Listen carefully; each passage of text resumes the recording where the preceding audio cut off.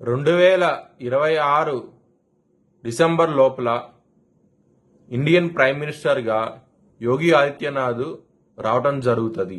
జై శ్రీరామ్. 2022 నుంచి 2025 అక్టోబర్ వరకు మొత్తం 19 ప్రెడిక్షన్స్ అనేవి నేను చెప్పినట్టు జరిగినాయి.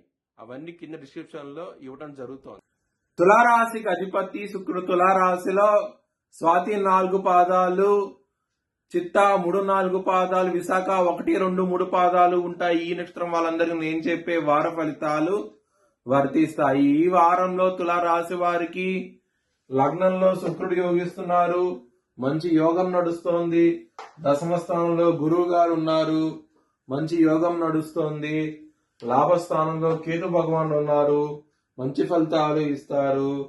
అలాగే ఇక్కడ 6వ స్థానంలో శని భగవాన్ ఉన్నారు. 4 గ్రహాలు యోగిస్తున్నాయి. మిగతా గ్రహాలు వ్యతిరేక ఫలితాలు ఉన్నాయి. మీరు కనుక బ్రాహ్మణుడికి అన్నదానం చేస్తే కనుక చాలా చాలా బాగుంటది ఈ వారం అనేది.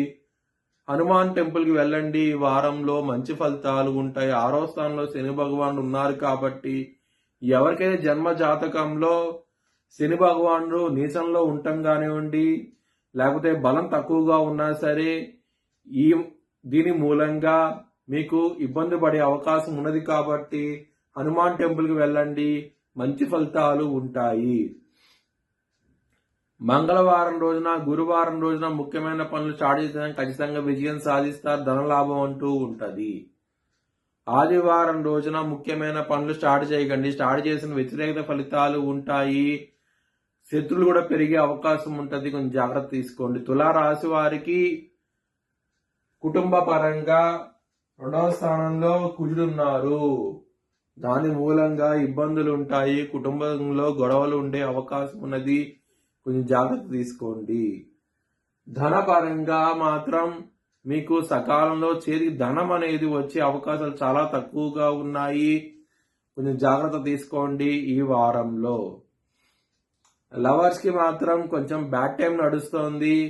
ఇక్కడ 5వ స్థానంలో రాహు ఉన్నారు. ఇక్కడ కుజు దృష్టి ఉన్నది రాహు మీద, 4వ దృష్టి. దీని మూలంగా లవర్స్ కి మాత్రం వ్యతిరేకత ఫలితాలు ఉంటాయి ఈ వారంలో. శత్రువులు అనేవాళ్ళు చాలా అధికంగా ఉంటారు. కొంచెం జాగ్రత్త తీసుకోండి. ఈ వారం అనేది అంత అనుకూలంగా లేదు మీకు. కాల భైరవాష్టకాన్ని చదువుకోండి.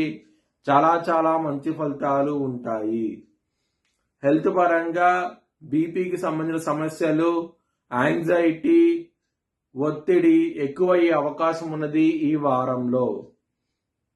మ్యారేజ్ పరంగా మాత్రం చాలా చాలా బాగుంటది. ఎటువంటి ప్రాబ్లమ్స్ అంటూ ఉండవు మీకు. సప్తమాధిపతి అయిన కుజుడు 2వ స్థానంలో తన సొంత రాశిలో ఉన్నారు. గురుగా దృష్టి కూడా ఉన్నది కాబట్టి కుజుడు మీద మ్యారేజ్ పరంగా మాత్రం బాగుంటది. బిజినెస్ పరంగా పెట్టుబడి అనేది ఎక్కువ పెట్టండి. మంచి లాభాలు చూస్తారు. ఇక్కడ 10వ స్థానంలో గురువు ఉన్నారు. వృత్తిపరంగా మాత్రం చాలా బాగుంటది. మీకు అనుకున్న జాబ్ లో ఖచ్చితంగా విజయం సాధిస్తారు. ఒక వ్యక్తి మీకు సహాయం చేస్తారు.